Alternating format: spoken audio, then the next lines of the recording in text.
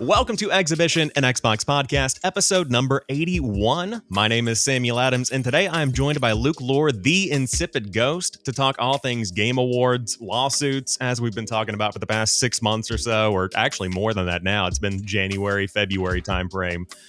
So it's been quite the year, but I thought that considering how much has been going on, we'd be joined by somebody else with the analytical, news-based, phenomenal approach to how he does his podcast. So, Luke, welcome back to the show once again, my friend.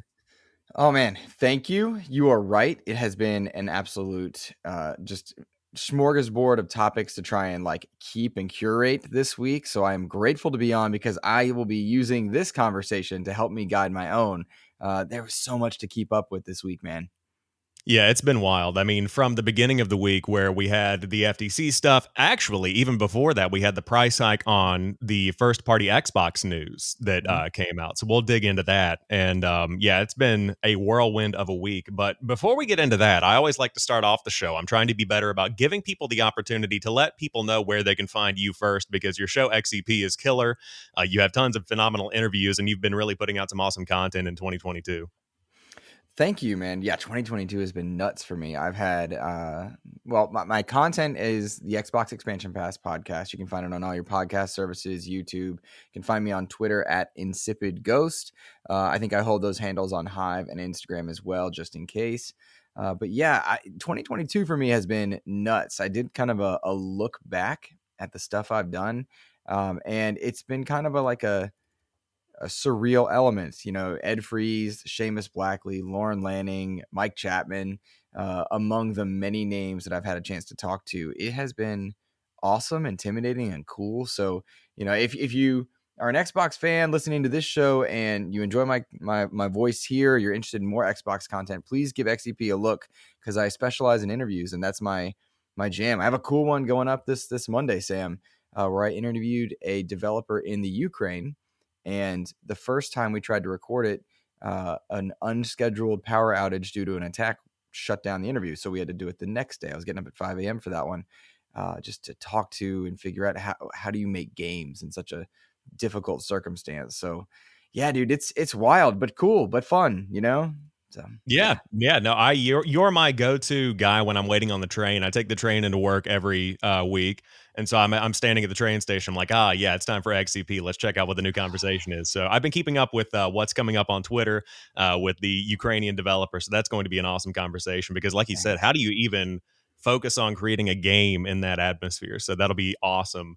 Thanks, to buddy. dig into. But before we dive into the news of the week, what have you been playing? What you been up to? What's been on the roster over the course of the past couple of weeks? Oh man, okay. So there have been so many games that I've been enjoying over the last few weeks. I'd wrapped up some of the October titles that had come out, like Gotham Knights and such, and then I just recently finished God of War Ragnarok, which is a divisive but incredible video game. I have a lot of thoughts on it, but it was really an experience I'm glad that I had. Even though there are elements I didn't like a lot, there are elements that I absolutely adore and love. Really, really happy with that one. And then I've been on this weird kind of fun retro kick playing the old Sonic games, which Nice. was a passive interest when I was younger, but now, thanks to Sonic Origins, which is the collection of all the old Sonic titles, and then we had Sonic Mania a few years ago, checking out the Dreamcast titles again, and then thanks to Sonic Frontiers, I just got into it. I can't explain it. Sometimes when I get into something, I have to play everything as much as I get my hands on from that franchise. It happens with Star Wars and so many others. But yeah, I've been on a Sonic kick, man. Sonic Colors Ultimate and Frontiers. Just, I guess, learning how to play those games has been really fun. Learning the origins and the failures of that character and Sega. It's just been fun for me because I always knew about it. But Frontiers is a really fun game. I like the low stakes element of just video gamey games. After playing something like Ragnarok or some of the higher profile titles like Cyberpunk and such, it's nice to just have a video game feeling game. And Yeah. so that's been my jam over the past few weeks, and it's been a really fun time, if I'm being honest. I got Evil West on the docket coming up soon as well, that I need to really just put some time into, and I'm really loving the start of that. So yeah, man, a lot, but it's been a blast. Yeah, that's awesome. It's funny you bring up gamey games, because I feel like you said a lot of these games are very in depth, especially the ones that we talk about in the podcasting community, where these are the 100-hour RPGs. Like The Witcher Yeah. 3 is getting its next gen update that's coming out on the Oh, 14th. So yes. I picked it up. I've never actually played The Witcher 3 all the way through. Really? Yeah. Really? So I Mm, picked up the complete edition when it was on sale on Black Friday for $10. And there I'm you like, all go. right, this will be the free upgrade. I'll give it a shot. But I love going back to the gamey games. Tetris is always my game that I go back to, especially with Tetris Effect, where it's just Mhm. you just sit down, you relax to the point that your eyes start going cross in different ways, and you're just like, Mhm. this is great. Comfort, just Uh-huh. comfort. But on my end, I've been, of course, keeping up with Halo Infinite. I'm still addicted to this game a year later, even with the Oh, the yeah. issues that it's had and the lack of content and everything. Okay. The winter Question. So update I has want to been awesome. I got to interrupt and ask a question because my buddies and I are on a Modern Warfare kick right now. You're a Battlefield guy, but we love Halo Infinite as well. We're just waiting, if I'm being honest, until we're kind of done with our Modern Warfare kick. How good is the content? Is it worth going back to sooner, or can we get back to it and just enjoy it when we get there? So, are you talking about Halo specifically? Yeah, Halo specifically, because you're a Battlefield guy in terms of that type of shooter. We're Call of Duty people, Right, right, right. but we all love Halo. Yep. So for Halo Infinite right now, I would say that the winter update, as everybody said, is kind of season 2.5. And I think that between the two new Forge maps that they put out and Mhm, Empyrean, which is the pit remake, and it currently has a 24/7 playlist going on in the mhm. game, there's enough there to warrant going back now. But to your point, I don't think it's ever going to say, oh, this content is stale, we missed the opportunity, or anything like that. If you Okay. wait for season 3, you're totally going to be good with it. Mhm, There's also the free winter update season pass, or the mhm. miniature event pass, if you will. So you've got 30 tiers that you can play through for free and earn a bunch of cool cosmetics. So Okay. there is reason to go back to it. And what I've been telling people is if you enjoy the campaign and you want to go back and do some of that network campaign co-op or the mission Mhm. replay, which is back, that's a really good opportunity there. So I think that there is reason to go back to it now, but you're also not going to be stunted if you choose to go back in March or April when season 3 eventually launches, whatever that Okay. actual date's going to be. Awesome. Okay, cool. Because we are diehard Halo fans, but we played Infinite to death. I mean, I have so many days in that game. It was like we're enjoying the hype around Modern Warfare and Warzone and DMZ and stuff. So we're kind of in that realm at the moment. Yeah, yeah. I've been touching a little bit of DLC, DMZ. I've been playing around with that a bit. I like how that feels. It's almost like it reminds me a bit of Warzone from Halo 5, where it's Hmm. got the AI where you can kind of focus on that element of DMZ and kind of poke around and just do your regular shooting FPS fun. But Hmm. it's also got the competitive nature to it where all of a sudden you'll see somebody and you're like, oh shit, that's not a robot. He's Hmm. actually moving really well. So it adds a little bit of skill there. So that's cool to hear you guys are enjoying Modern Warfare, though. I played it for a couple of weeks and then I fell off. Just that's how I do with Call of Duty, it seems. Hmm. Were you doing it with a crew? I was mainly playing solo. Whenever I was Hmm. streaming on TikTok, a couple of people from the chat would jump in and play with me from time to time, but it was primarily solo. So I'm sure that if you have an experience with a squad, it's probably much more compelling to keep coming back to it. Gotcha. Gotcha. Yeah. What I have found is that I was once really good at Call of Duty, like 2.0 plus KD, just really good at it. And the older I get, the less interested I am in like min maxing my guns and my experience, and my reactions are just slower. So I am barely above one at any given time, but I'm having so much fun still, and that's a cool tribute to a game, I think. Yeah, I think that Call of Duty has changed a lot in the way that it feels. And to your point about, you brought up me playing Battlefield earlier. I used to be really good at Call of Duty, and I can still whip out some pretty good kill streaks. But I think that the feel of the game has changed away from that kind of classic arcade FPS back Hmm. in the day. And it still has all of those elements in there today, but it's much more fast paced. It's much more based on how you build out your gun and the attachments you've got, the balance, you kind of tweak it. The fact that you can go in, you've got the attachments, and then you can tweak the attachments, that's getting to a level of depth that is awesome for players that are totally invested in Call of Duty and like that's their thing. They love that. Hmm. But I also personally feel a little bit disadvantaged whenever I can't go in and I'm like, back in old Call of Duty, like the original Modern Warfare 2, I knew the meta was like, dual shotguns or whatever that, Hmm. combo was or whatever Yeah, the attachments are. But now there are so many intricate combos that it's kind of like lost that luster of the old school arcade FPS. So I think that's sure. why I'm worse at the game that also very well could be a horrible excuse. So I totally understand that. Um, We're getting older, Sam. Yeah, I mean, it's true. It's true. And I just don't have as much time to play. So these, the kids that are in high school and they get off at 3 o'clock or whatever, and then they can come home and grind until 9 or 10 or 11 or later. Yeah, of course, I'm going to get, absolutely stopped. And I'm fine with that. I had my time in the limelight. Now it's time to pass that on to the next generation, Yep. But speaking of Battlefield, though, Mhm. 2042 just got added to Game Pass. Mhm. And I know there was a statement from the devs a couple of weeks ago where they said this is where we wanted the game to be when it launched. So Mhm. now I consider this to be Battlefield is actually in a good spot. And I have been playing it to death over the course of the past 2 weeks since season 3 launched. I bought the Battle Pass, Mhm. and I'm really, really enjoying it. So anybody that wants to check out an FPS that's not COD or Halo, uh, definitely one to check out now, especially with the holidays coming up and some time off for a lot of people. I think it's a good opportunity to go back and check out a game that's like either free on Game Pass or $10 you can pick it up at GameStop for. I saw it for 8 earlier this week, and I'm like, for $8, like that's the price of a huge coffee from Starbucks. You can probably invest in that if it's like 100+ hour game. So Mhm. Yeah. No, I think Battlefield, it's a travesty how it launched. I hate it for the team members there that were sincerely working hard on it. And I know that there are several that, well, I just happen to know one or two of them that were just cranking out on that one. But um, it's frustrating to see EA do this to another one of their shooters after they kind of nuked Titanfall 2's launch. And they're trying to compete. It's frustrating, but I'm really glad the game has recovered. And I hope the Game Pass edition plus the holiday brings some people back. But it's a crowded space for the elite first person shooters and multiplayer wise. It's a crowded space. You've got Apex, you've got Destiny, Call of Duty, Halo. There's one more, I believe, that I'm just losing at the moment. And it's just frustrating when you see so much effort put in and then it just all for naught. So I hope that this brings people back in the right way. yeah, I hope so too. I think the future of Battlefield's bright. They brought back some industry veterans that have worked on Battlefield before, and they're kind of fleshing out this A team, if you will, of people that are Mm-hmm. going to try and redeem the franchise. Because I think that Battlefield 1 was the most recently good game. Like community reception was awesome Mm-hmm. on 1. 5 was kind of mixed, but people still enjoyed it. Mm-hmm. 2042 launched in a horrendous state, and I get why people left, and I get Mm-hmm. why people still haven't come back. But I think the future is looking good.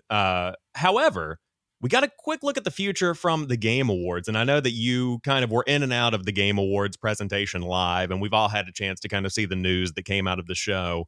What games from the announcements and the trailers and whatnot kind of caught your eye? Is there anything that stood out to you as something you're really looking forward to seeing more of? Or that we learned about earlier and you saw more of at the show? Oh, 100%. I actually was making a list while we were talking of all the stuff that I'm excited for. And, hindsight after the Game Awards, I was like, oh, this looks good. Or these are good. This is a good show. But I kind of had a migraine. I didn't really like stick with the show and I went back and watched recaps. But then when I take a moment back and I look at the titles, I'm like, yo, there's a lot here that I want to play. Jedi Survivor is bar none, top of the list. I'm there. I have not yet told my wife that I spent $300 on the collector's edition. Yikes. Definitely in trouble for that one. Gonna have to pull out some extra hours at work to try and justify that. But yeah, Jedi Survivor looks great. I thought the presentation with Cal Kestis, James or Cameron Monaghan walking out there and doing his thing. He looked comfortable in the role. This looks like truly his character. Dollars to Donuts, we see a live action element of him at some point, unless he's in Andor and I don't know it because I haven't watched it yet. But yeah, I am just so stoked with Jedi Survivor. And then I just made a full list, dude. I'm stoked for Crime Boss. I don't know why, but that game is speaking to me, and I think it's because it's this cool crime era title without the fluff that comes with Grand Theft Auto Online and the parody that's a little too much for me in Grand Theft Auto. Um, and then I guess I'll just do 3 for the moment, but I can talk about more. Suicide Squad: Kill the Justice League is a game I did not think that I would care about uh, because I don't like playing as the villains. I like being the hero. And then when they did the Kevin Conroy bit, and you find out that Batman is alive in this one, question mark, hashtag weird. It's the Arkhamverse. What's going on? I have a lot of questions and curiosities. So I'm there for Suicide Squad: Kill the Justice League for sure. And Yeah, I mean, I'm just a DC fan. So those are three, but I could talk about so many more as you bring up yours as well. Yeah, there are tons of big announcements. I do think that this is the biggest Game Awards slate of news that we've ever gotten, like as Mhm. far as big announcements go. I mean, the first thing that comes to mind that I saw on no one's prediction list was Death Stranding 2. That came out of Really? left field from I didn't see that coming at this show. I think I'll say that Oh. at this show, at this point in time, because everybody's been talking about Overdose in relation to Kojima. So I didn't Mhm. realize that he would potentially be having all of these projects going at one time, which again, it's a whole production studio, so I guess it makes sense. Mhm. But Death Stranding 2 is one that looks just as weird as the first one. I have no idea what's even going on. I loved Death Stranding 1, played it to death. Couldn't tell you the point of the plot or what's going on if I tried. It's just wild out there.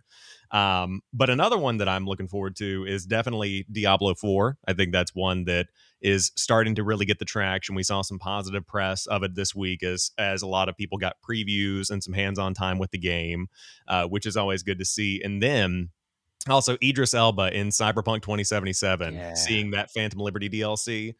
Those are three that really stood out to me, on top of the ones that you mentioned, as just being, wild. Like, it looks awesome, and I hope that it plays as good as it looks. Of course, Cyberpunk's had quite the ride, Mhm. but now I do think it's at the point where a lot of people can justify saying, okay, this is the game where they wanted it to be, kind of like Battlefield 2042. Now is it the time to go back to it? So I have yet to dig back into Cyberpunk. I know you had a big stint on Cyberpunk a couple of months ago, Mhm. where you were playing that pretty religiously. So I'd love to hear your thoughts on the Phantom Liberty stuff. Are you diving back in?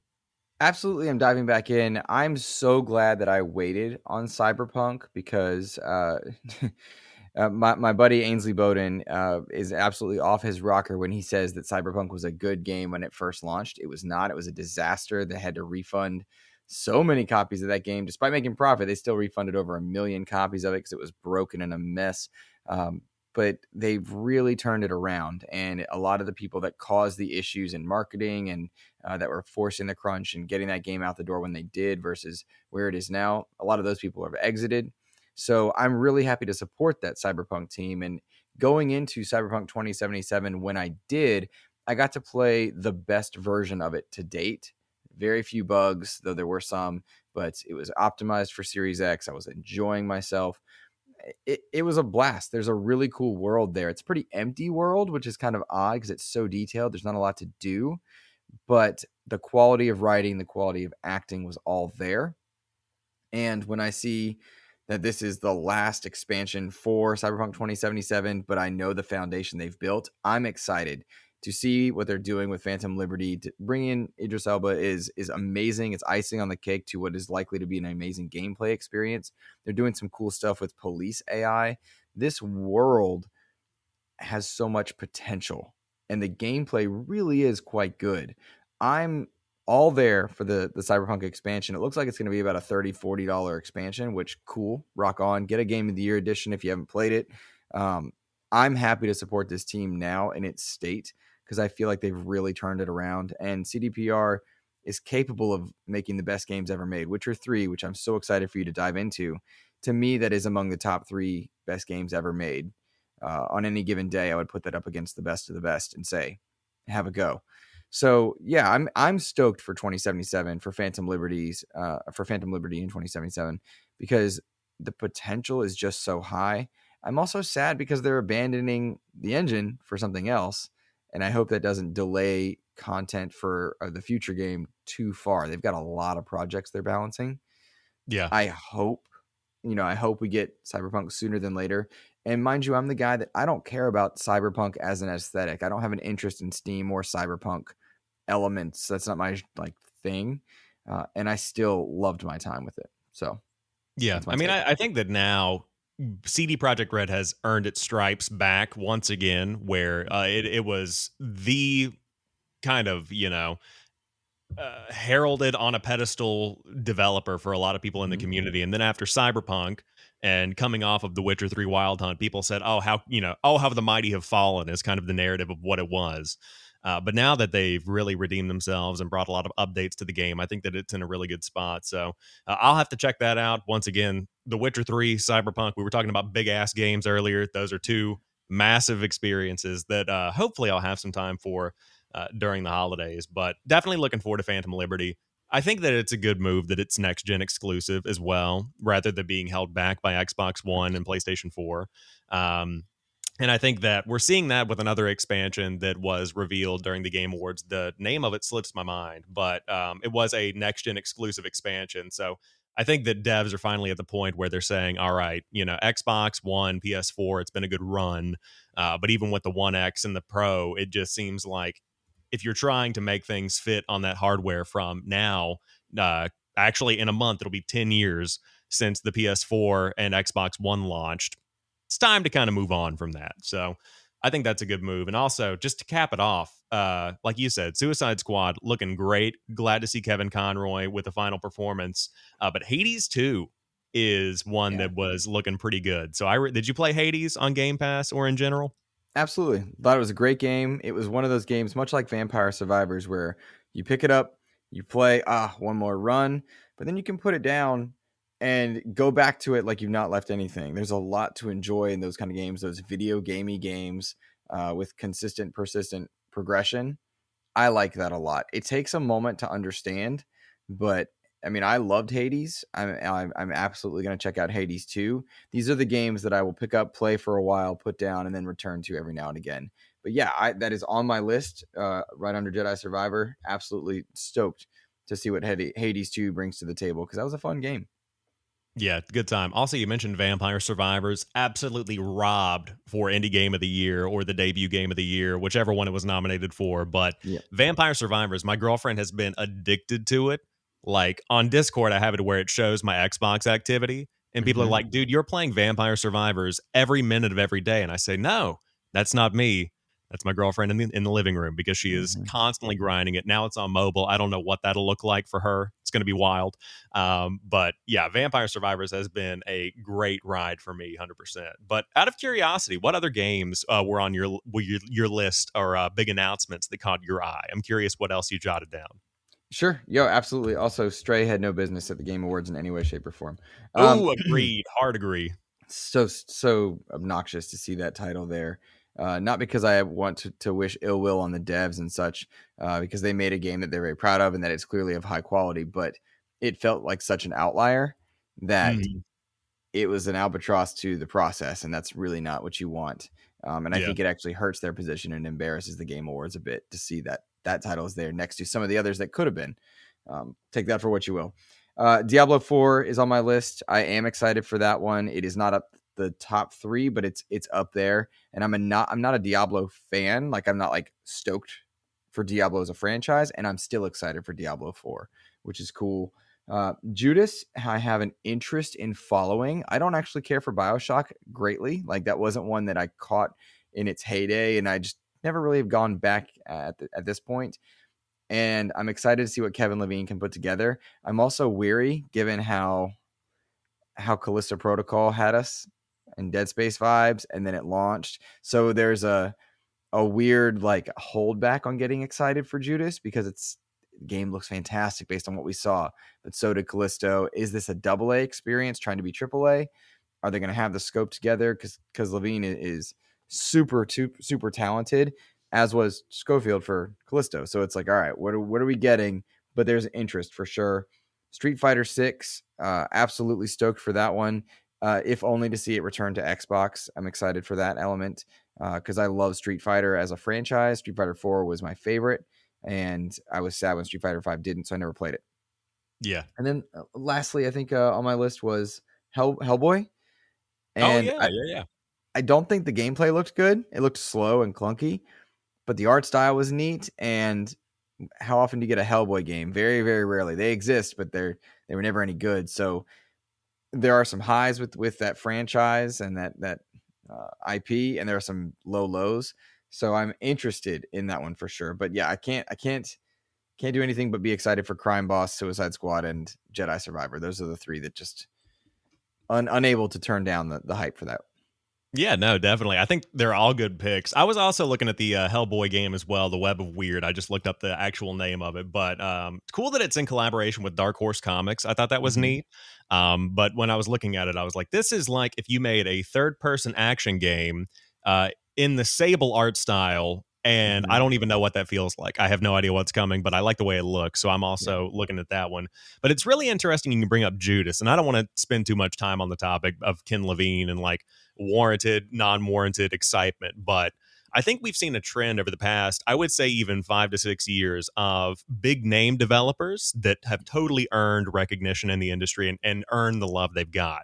Um, but like Cliff Bleszinski and the Mhm. situation that happened with, I think it was Lawbreakers, is what the name of the game was. Mhm. That came out. That was like a pretty big first person shooter. It was highly regarded, but failed pretty quickly. And then, like you said, with Glenn Schofield, Callisto Protocol was looking awesome. Still looks visually impressive, but then it Mhm. landed and it's kind of getting those middling reviews, which we'll talk about the review situation for 2022 more in a minute.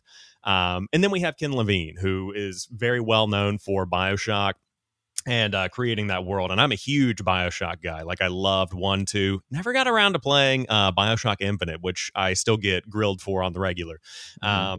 But something that has totally earned respect in the industry. It's just, were these people the ones that were driving the success of those projects, or was it that team at that moment in time that created something really, really special?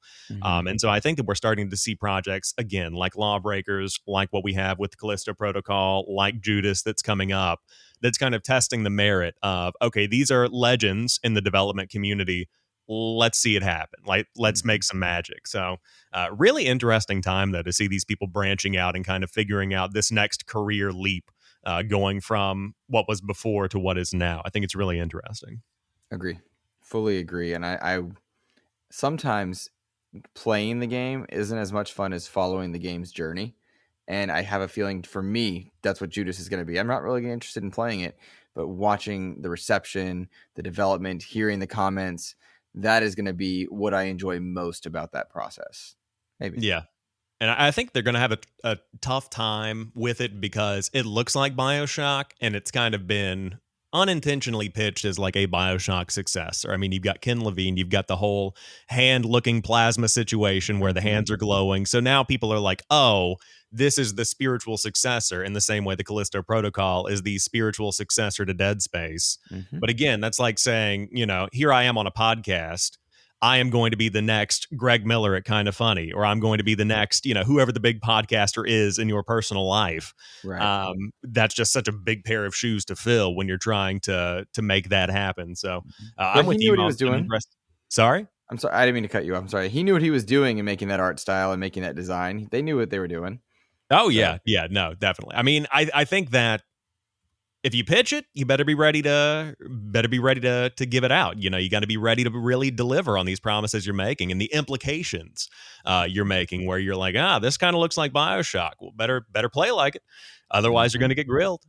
So we'll see what happens with it. But we were talking about the Stray, Mhm. and these kind of like double A games, Evil West you mentioned earlier. And we've seen a lot of conversation on Twitter. I know you and I have been in some conversations about this whole idea of swimming in sevens this year, where unexpectedly Callisto Protocol, kind of in that 7 to 8 range, is where a lot of people landed, some as low as 5. Mhm. Sonic Frontiers, kind of again in that mid 7 to 8. I had another example, Gotham Knights. You're a Mhm. huge Gotham Knights guy. Yep. And again, 7 to 8. I also love Gotham Knights, and I've been kind of hanging out with these 7s and 8s. So, what are your thoughts on this kind of double A level of experiences we've been getting this year? Do you think that these reviews are warranted? I just kind of want to get your thoughts on how this whole year has gone from Stray to all of these other games that are kind of hitting that mid mark. That's an interesting question. I'm not quite sure how to answer it, if I'm being honest. I think too many gamers get themselves caught up in only playing the best Metacritic game, award winning game, and they've got to play only the best and then attack and put down anything that's not top tier talent. Um, and even with God of War Ragnarok, myself included, I'll spend time debating with friends, not necessarily in too much publicly because it gets misunderstood, but nitpicking at what's not good as opposed to celebrating what is. And there's so much fun to be had in those 7 categories, right? There's so much enjoyment to be had with the double A games because we celebrate indies, we celebrate the top tier AAA titles, but we sometimes forget that you can have an Evil West and just have a good old time with a smaller campaign, smaller scope, and there you go. When we spend time nitpicking the fruit physics in Halo Infinite or God of War, which by the way, neither has good fruit physics, so terrible games, um, we miss out on the fun that's intended. And when you go to play a title like Evil West, you know what you're getting from the get-go. There's a level set when you get to the start screen that you just feel, all right, this is what I'm going to get. This is what I'm not going to get. Let's have a good time. And I think if more people would do that with any game and just realize that there is an intended level of fun and the developers created this game for you to have fun, where is that fun? And seek to find the fun as opposed to seek to find the flaws, I think we'd be a lot happier as an industry. I am having a blast with Sonic Frontiers. Not a perfect game. A lot of pop in, need some work there. Even with patches, it's getting way better. Gotham Knights, plenty of issues at launch, but like 60 hours in on that game. I believe I got all the achievements. I think I 1K'd that game. Had a good old ball, but man, this first few hours where I'm like, this isn't Arkham. I was really not having a good time. But once I let go and looked for the fun that the developers were creating for me, man, did I have a good time. Man, did I have fun. Played most of the game as Nightwing. Well, how often do you get a Nightwing game as a DC fan? How often do you get to play as Batgirl if that's your jam? And Robin if that's what you want? And there was a lot of fun to be had. And so I think the reason I work so hard to enjoy video games, swimming in sevens, double A's, whatever, is that there are some pillar experiences like Cyberpunk, The Witcher, God of War, Horizon. But there's so much else in between that if you're only playing the pillar titles, you're missing out. And I enjoy a variety of experiences. My gamer score is high, not because I will play the easy 1Ks, but because I play a lot of games. Does that answer your question? I wasn't Yeah, quite no, sure how to answer 100%. it. I think that you hit the nail on the head with it that not every game has to be the 10 for it to earn the recognition and to earn your time.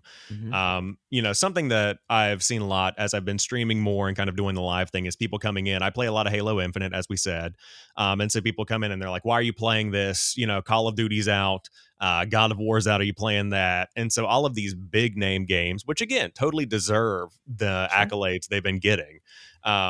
Those are all well and good, but like you said, as long as you're enjoying the game and you can find the fun in what you're playing, then that's what really matters. Because when you look back on any game that's been created, the ultimate goal is to give players an experience they enjoy. And I think there's fun to be had in every game that comes out. And I always go back to the thought, and I think that we've talked about this before on previous episodes, but every game that comes out, there is a high likelihood, just because of the volume of people that are playing games now, that game is going to be somebody's favorite game or game of the year. Even if it wasn't your personal favorite or you hated it or whatever your reaction to it is, somebody out there absolutely loves it. And with the 7s out of 10s and the 8s out of 10s, those are good scores. I think that the review scores are very subjective in nature. It's everybody's personal opinion at the end of the day. And so these reviewers that are getting paid to play these games and give their thoughts on them are doing just that, just giving their thoughts to help you consider as you plan how you spend your money. And so, for me, Gotham Knights is one that I picked up on Black Friday, and I have not finished it. I kind of put it down for a while just because life's been getting busy with the holidays and whatnot, but it's certainly one that has taken me by surprise and how much I'm enjoying the narrative of it. I think that the writing is fun, and it's a little bit quirkier than I would expect from like a Batman Arkham game, which were pretty nitty and gritty. But Gotham Knights is definitely poking some fun here and there, making a couple of wisecracks, which is fun because, again, it's this next generation of heroes. They're kind of younger. They're not as hardened by the world yet. So it's cool to be able to see that kind of stuff kind of break through. And so as we look to next year, like we were talking about the Hellboy game, highly doubt that's going to be a 10, but that's okay. Like that's all well and good. That's fun. And so I think that having fun is obviously what we're all trying to do here. And so whatever experience gets you there, that's obviously the one that you need to go to. But to kind of cap... Okay. Oops, sorry, go ahead. What are your favorite games this year? Like that you played? Well, that's what I was getting ready to kind of crescendo into. Okay. You were seeing exactly where I was going. So with the Game Awards now kind of having wrapped up, we're talking about our personal games of the year. Yeah. which is a very big thing to break down. And I'm guilty of having to actually go back and look at my achievements list. Like, what That's what did I'm I doing, actually right? play That's this what I'm year? doing, Yeah. right? I need to actually go back and figure out what I played. So, not to put you on the spot, kicking it back to you. What's your favorite game of the year? Okay. So, question about your standards here. Does this have to be a game that released in 2022? So that's a really great question, because how do you classify it? I mean, when it comes down to games that I've played the most this year, these are all older games that aren't like, I think the number one game that I've probably spent the most time in this year is Halo Infinite, Mm-hmm. and it came out last year, but this was kind of the year of Halo coming into its own and kind of hitting its stride. But I think that for our personal purposes, I don't see any harm in opening it up to games that have come out in the past. Like, what did you spend the most time with this year? Or we could kind of tier it and put it to where, what's your favorite game that you've spent the most time in this year? And that's your Okay. personal game of the year. And then the Sure. best game of the year. Okay. So spend the most time with, it's got to be Sea of Thieves. I Mm-hmm. know I put in just massive amounts of time. I think I'm around 1,000 hours in that game. Wow. And a good chunk of that came in 2022. Solo with friends. There's a lot of updates to that title. I mean, that Sea of Thieves is a joy to play. It can give you whatever you want. If you want super high intensity, you can actually find that in plenty of places there. Or if you want the lobby game where you're just hanging out with your buds and just relaxing, it can be that as well. 2077 Cyberpunk. Mm-hmm. Really enjoyed my time with that game. It didn't come out this year, but for me, it did. I used a lot of 2022 to go back and play older titles that I missed. I'd be remiss if I didn't point out that Shredder's Revenge and the Cowabunga Collection came out this year, and those gave me some wonderful, wonderful moments. As flawed as it is, man, Gotham Knights, I love that title. Uh, Plenty of flaws, but man, I had fun. I was a superhero in Gotham again, and as a DC fan who is treated to the highs and lows of DC every year, for every The Batman, I get a Wonder Woman 1984, and it's just like, I don't know. So as a DC fan, I thoroughly enjoyed that. God of War Ragnarok, fantastic game. Again, a lot of problems with it, but amazing. And Elden Ring, that's the one. It's one game of the year. It deserves game of the year. Elden Ring is a game that I was able to play as a non-Souls player. My Souls-like experiences that I've enjoyed have included Jedi Fallen Order and Lords of the Fallen, and that's it. I don't maybe Darksiders 3 if you count that on a light level, but like the easy style of Souls is what I can do for fun. But I was able to get in and learn Elden Ring, and have a good time with it. The timing was right for me to learn it. That game is masterclass. I think I have 150 hours to that one, and I'm done. I'm not going back unless there's a substantial expansion. The onboarding is awful. If you're new to Souls games, it's not good at teaching you. But if you can get past that, there was a great experience. So I guess those are my answers with a comfortable shout out to Sonic Frontiers and Vampire Survivors as just gamey games I had a good time with. But I don't see one standout game apart from Elden Ring that stands above, and I respect God of War Ragnarok for that. But man, I struggle with these questions because I want to shout out everything, Mm-hmm. and I haven't had a clear game of the year winner, and since Red Dead 1 or Witcher 3, because I played God of War 2018 late, but I haven't had a clear game of the year stands above all, God tier, S tier game since those two. And right now, Elden Ring, I think, would be the closest to that, but its onboarding is really bad for new players. So, Yeah, I did not get into Elden Ring. I've not played it at all. mm, So that might be one that I pick up in the future. I'm just not a Souls guy. Every time I start playing it, like there was that demo for like Fallen Dynasty, I think is what it's yep. called, that's coming out next year. It's like a Souls game. Mm-hmm. And I played that immediately, just hated myself for how bad I was, did not enjoy the experience. I was done with it.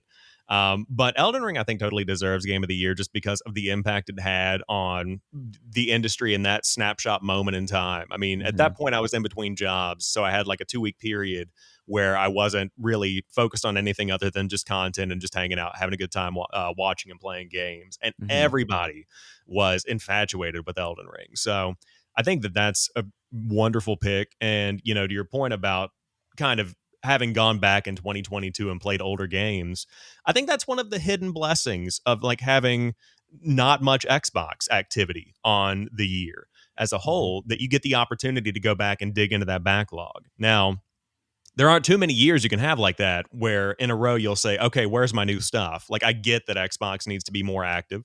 And I'm looking forward to seeing 2023 with the big names. And we'll talk about that in just a second. But, going back again, more Halo Infinite, checking out the Game Pass games that have been there, dabbled in some Skyrim for a hot minute, getting back into these old classic experiences and just seeing what I've missed. But I think that for me personally, like the game I played the most this year is obviously, as I said, Halo Infinite. Shout out to Battlefield 2042. That's one I've been going back to as well. But the game that I think stood out to me after checking my achievements list and making sure that was in fact this year and recently is A Plague Tale Requiem. I really enjoyed Requiem a lot. I know that Kevin Ainsworth, is that his right name? I see Muffin Mon over at Muffin Mon. I have to make sure. Now it's going to bother me. Let's give Kevin a shout out. Yeah, give Kevin a shout out. Save Game Media and Project X Talk. Podcast. Yep. Save Game Media and Project X Talk. I think, did the name change for Project X Talk? I don't think so. I don't know. I'm not sure, but he's always doing tons of stuff over there. I got Save the Game Media at Save Game Media on Twitter. They are making some great content over there. I've had the pleasure of talking to those gentlemen before, but A Plague Tale Requiem is killer. Like, totally worth your time. Again, Game Pass game that was a big launch for this year. So that was definitely my standout experience, I think, from just the overall perception of, a great AAA level experience that I think really deserves people's time, and gets a little long in the tooth just as far as like how long the actual game is, but still a great time all around. So good stuff there. I'm looking forward to the future. And speaking of the Game Awards and speaking of the future, we saw basically no Xbox at this year's show as far as announcements go, teases. We saw 3 seconds of new Starfield gameplay. And as we kind of move into 2023, what are your thoughts on how Xbox is prepared to market these games, talk about these games, and kind of build up these releases? Because the two that we have on the roster labeled for 2023 are Starfield and Redfall, and Forza Motorsport, I believe, as well. So 3 big ones there. But again, no conversation, and it's basically middle of December. So what are your thoughts on this current situation? Well, Xbox has failed in 2022, I think. I don't see any way around that. I think a lot of praise has to be given to the Forza Horizon team for a great expansion this year. I think a lot of praise has to be given to the recent updates in Halo Infinite that have delivered finally. But the majority of the year, I think, was a bust. And I'll actually condemn and put the PR team for Xbox on blast just a little bit for how poorly they spotlighted Forza Horizon, that expansion. They chose to spotlight As Dusk Falls instead. And that tells me that was to me, that's a huge mistake. They really dropped the ball in their first party content in 2022. They could have easily moved As Dusk Falls, which wasn't even a first party game, but they chose to treat it like one. They could have moved that a month. And given both the limelight. I will praise Xbox in putting out Pentiment, a game that is not for me in any way, shape, or form. I was very fortunate to get an early review code, and 10 minutes in, I was like, this isn't for me. I made it 30 minutes and I was done. It's just not for me, but a high quality, top tier game in its genre. And it's a game they allowed to be made next to other high profile games that people were expecting. They still said, hey, make your game, Josh, enjoy it. So I will praise them there. I will praise them for their work in Grounded, 15 million players. I'll praise Xbox for Sea of Thieves. They've bumped it pretty, I forget the number, but well over 20 million players, and great content coming to Sea of Thieves. They really did a great job with Season 8. A lot of people are loving Season 8. That game continues to chart and do well, as do a lot of Xbox first party, not just on the Xbox app, but in cloud and on Steam. So praise given where due, criticism where due. Game Awards specifically, the lack of anything there is a really hard miss, really disappointing miss. And I hate it because the question has to be asked, does this relate to the Activision-Blizzard deal? Are they trying to make their position look weaker? Is that a factor, or are we all just armchair analysts thinking that's it? Whatever the reason, Xbox fans were let down heavily at the Game Awards with nothing shown, and that's disappointing. We know a lot of what Xbox has coming. We know a lot. Yes, Redfall and Starfield for 2022. Yes, Forza Motorsport, but also we know about Fable. We know about Avowed. We know about Perfect Dark. We know about, oh gosh, I'm blanking on it. There's two others that we know about that are coming, and I'm just losing at this moment.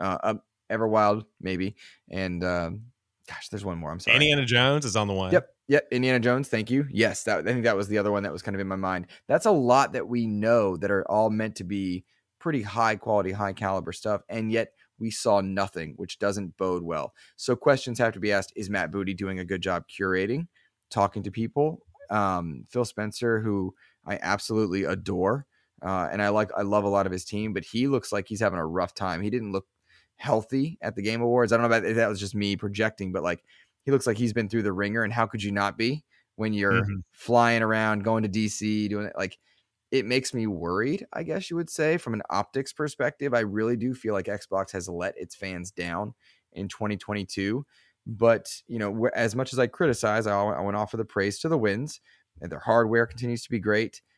Their services continue to be top tier. Stack Game Pass while you can, if you see any type of sale, because understandably, Microsoft is having to raise prices in 2023 on consoles and titles. I don't think that's a big deal.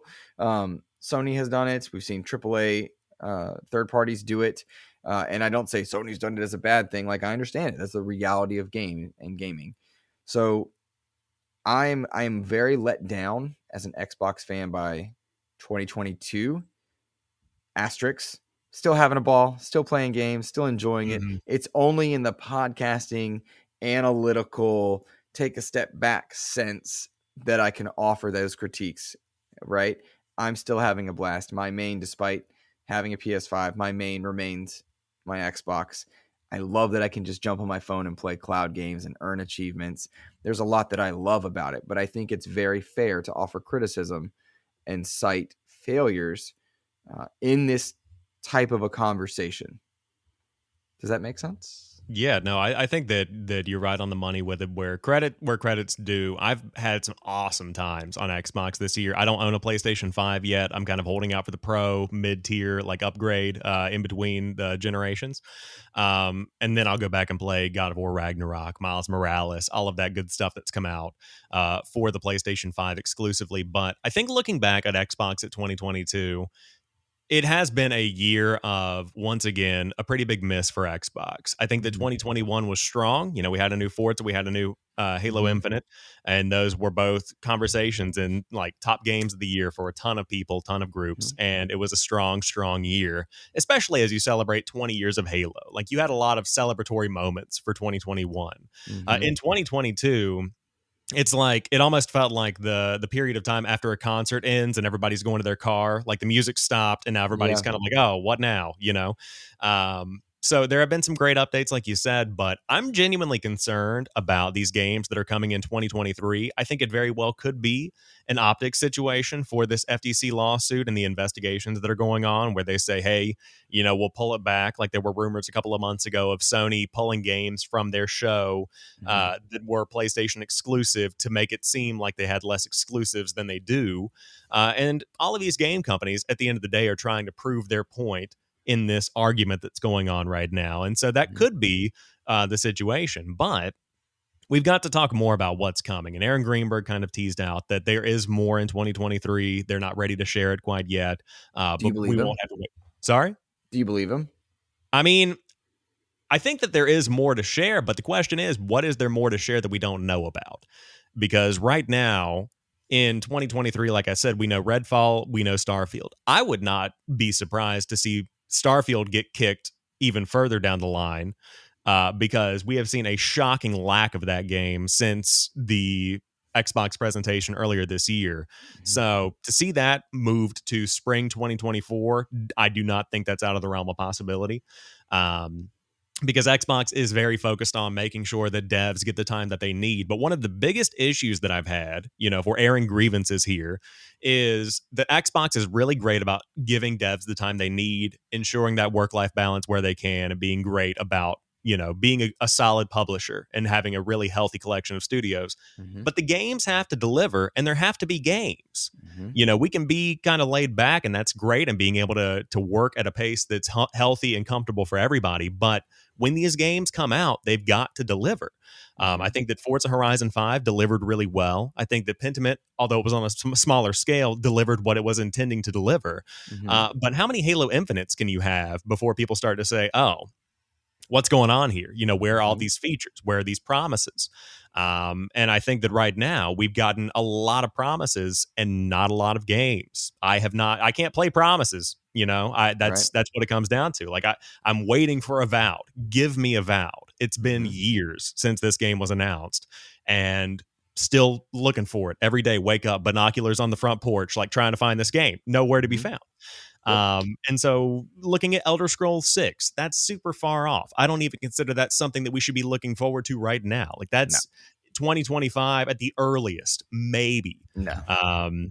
So there's just a lot of promises, and I need fulfillment from it. And I think that it's either an optics thing for this court case that's going on, or it legitimately does, bring a cause for concern. But you mentioned the $70 price hike, and we talked about it a little bit earlier in the show. But going forward, the big AAA games from Xbox Game Studios are going to be $70.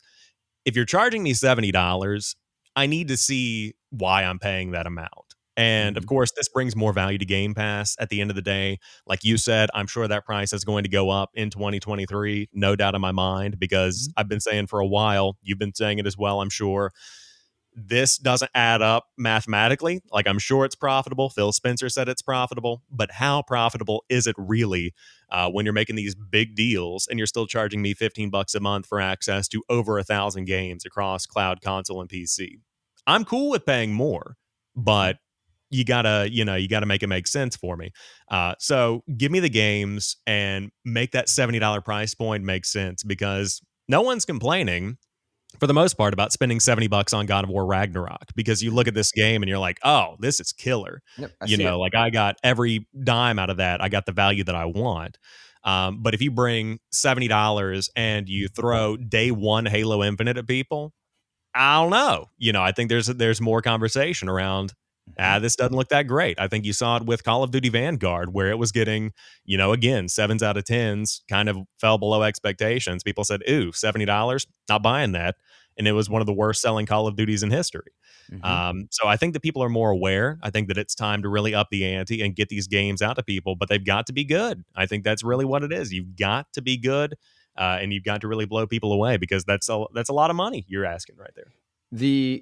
So I was thinking more and more, and I was jotting things down as we spoke, and as you spoke.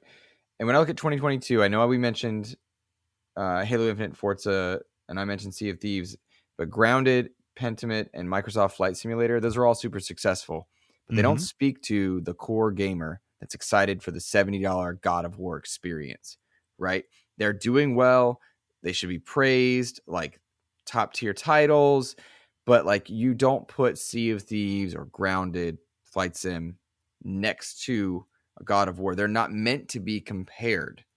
And in this space, and I think that the console sales perspective space, the thing that drives you to go buy a console, they don't do that. Like, you can play Grounded on PC or cloud. You can play Sea of Thieves PC cloud. You can play, and when you have your titles day and date in PC cloud, that's a great thing. I'm supportive of that. I see Sony's finally getting on board, but something about that Ghost of Tsushima, that Spider-Man, that Uncharted, that God of War tells you, hey, you need a console for this. And perhaps that's an intangible, and I can't articulate why that is, but you can't get by on promises and your Grounded, Flight Sims, Sea of Thieves, Halo Infinites. You just can't get by on that forever. And that's why I think 2022 really did fail for the Xbox perspective. But then the promises, here are the promises that we have, Sam. Redfall, Starfield, Forza Motorsport, Fable, Perfect Dark, Indiana Jones Avowed, Everwild, State of Decay 3, Minecraft Legends. Those are your promises from first party right now. And then there's a lot of good work they've done in day and date for Game Pass, but you know about Atomic Heart and Stalker, if they're able to get that game out, which I don't know. And nobody can be upset about regardless. Like there's no world where you're allowed to be upset if Stalker doesn't come out. But like those are a lot of promises and very little delivery.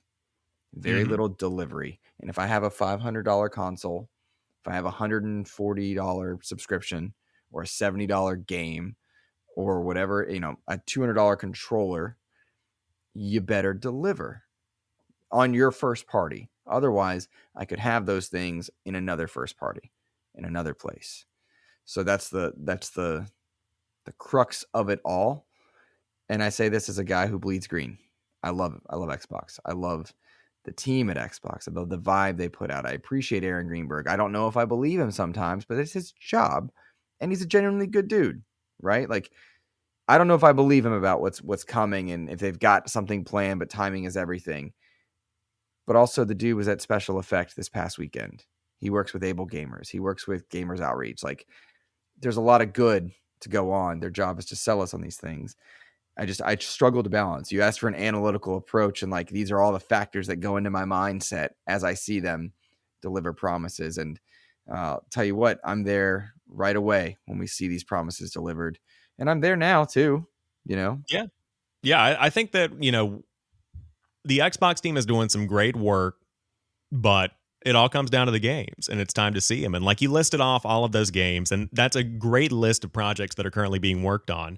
But to your point about Sony and Ghost of Tsushima and, God of War and your Uncharted and The Last of Us and stuff like that, how many of those games on that list could you say this is a Last of Us 2 level experience? This is a God of War Ragnarok level experience. And the only one that stands out to me is Fable, just because of the history that it's got with people. Mm-hmm. But even that's a stretch. I mean, we don't really have anything right now. Even Hellblade 2, in my mind, I correlate that to God of War Ragnarok. Like I correlate those two together for some reason. Maybe it's just like the vibe or whatever. You have these giant monsters and stuff.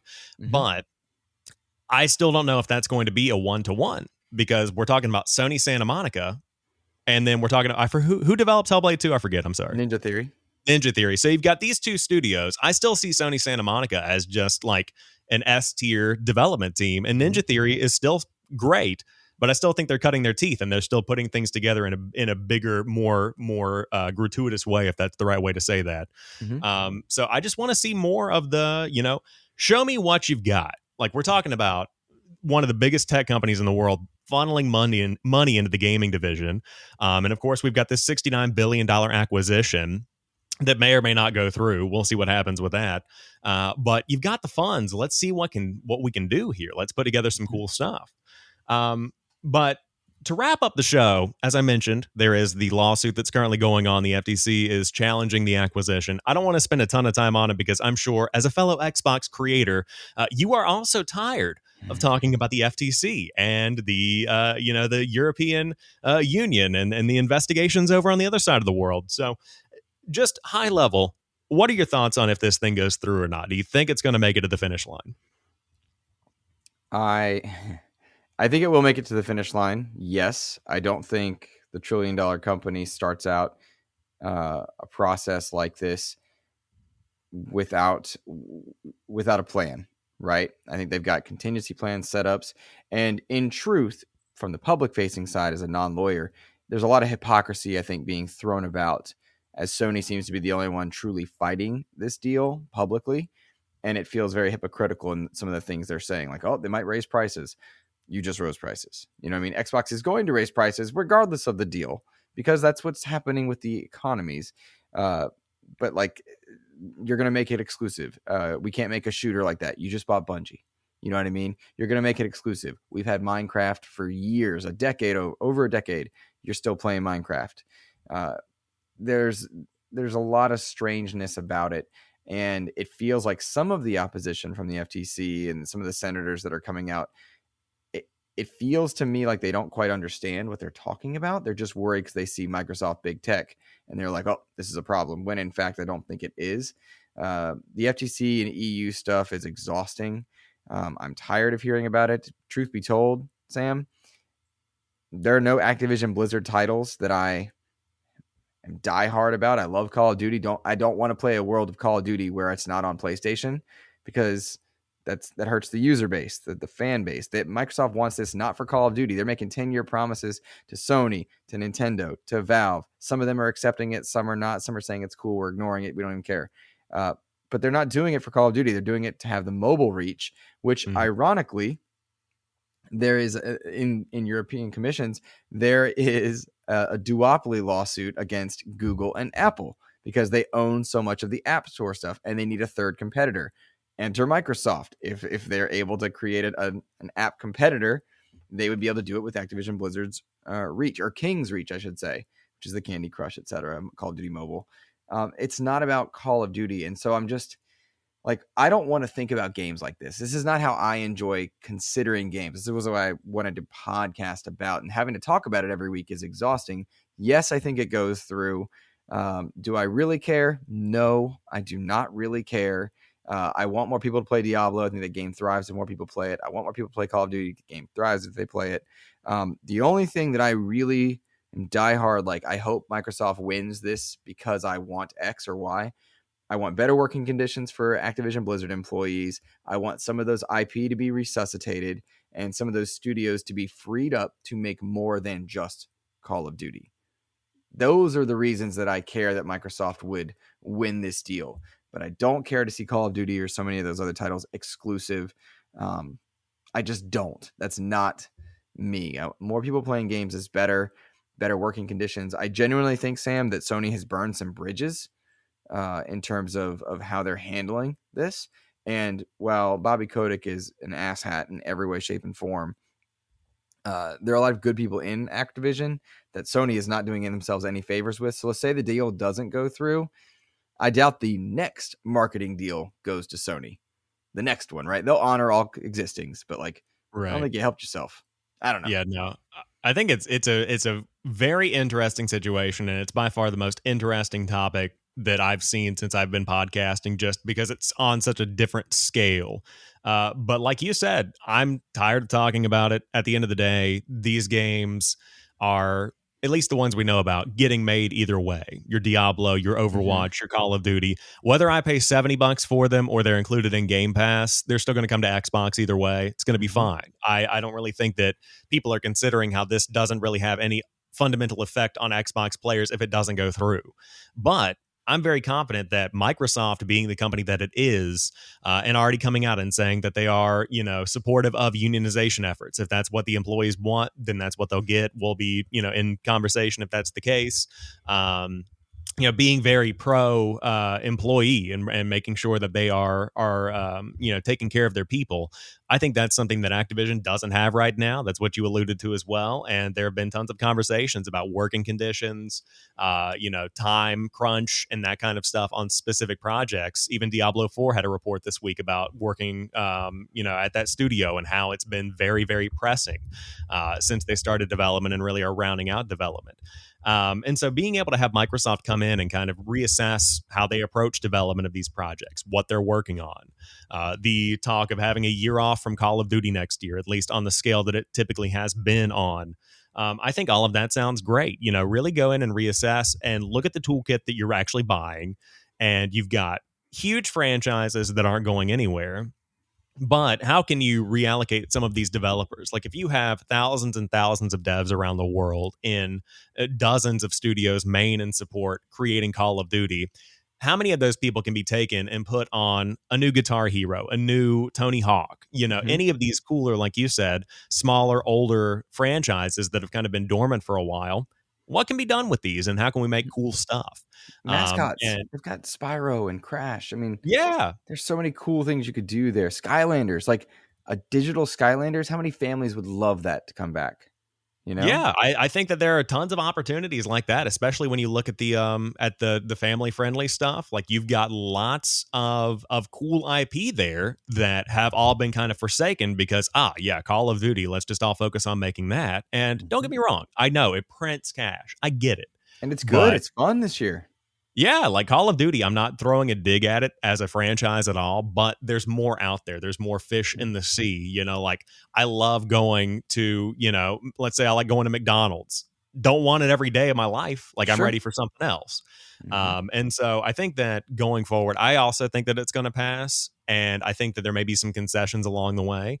But the recent reports as early as this morning have been that, the FTC has been throwing around that concessions were made for the ZeniMax acquisition a couple of years ago. The European Commission has fired back and said, no, there actually weren't. So there's a lot of like, they said this, no, we didn't, that kind of stuff going on. I don't think the FTC has a good case right now. And again, like you said, armchair expert, just a dude who plays games and checks Twitter.